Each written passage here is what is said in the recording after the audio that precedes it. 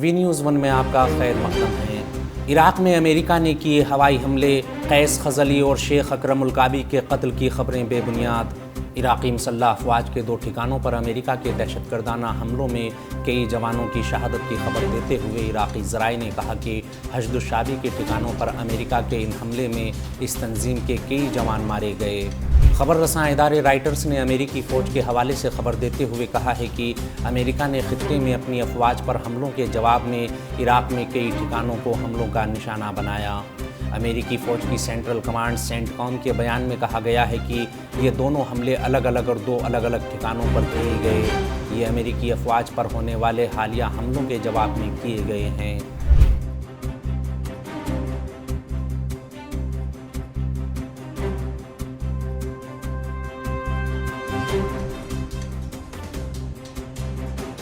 امریکی central command نے دعویٰ کیا ہے کہ ان حملوں کے لیے کم فاصلے تک مار کرنے والے بیلسٹک میزائل کا استعمال کیا گیا۔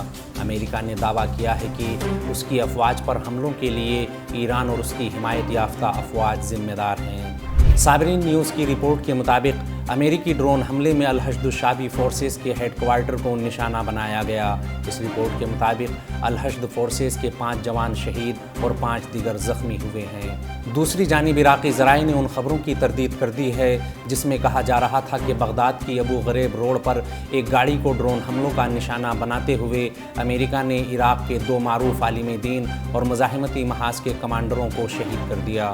عراقی ذرائع نے ان خبروں کو بے بنیاد بتایا ہے جن میں کہا جا رہا تھا کہ عراق کے معروف عالم دین اور مزاحمتی محاذ کے کمانڈر حجت الاسلام شیخ اکرم القابی اور حجت الاسلام قیس خزلی امریکہ کے حملوں میں مارے گئے۔ متعدد باخبر ذرائع کے حوالے سے تسنیم نیوز ایجنسی نے کہا ہے کہ قیس خزلی اور شیخ اکرم القابی کی شہادت کی خبر صرف افواہ ہے۔ نشانہ بننے والی گاڑی خالی تھی اور اس میں کوئی بھی کمانڈر موجود نہیں تھا۔ اس خبر میں فی الحال اتنا ہی۔ قومی، بین الاقوامی اور عالمی اسلام کی اہم خبروں سے باخبر رہنے کے لیے وی نیوز ون کے ساتھ جڑے رہیے۔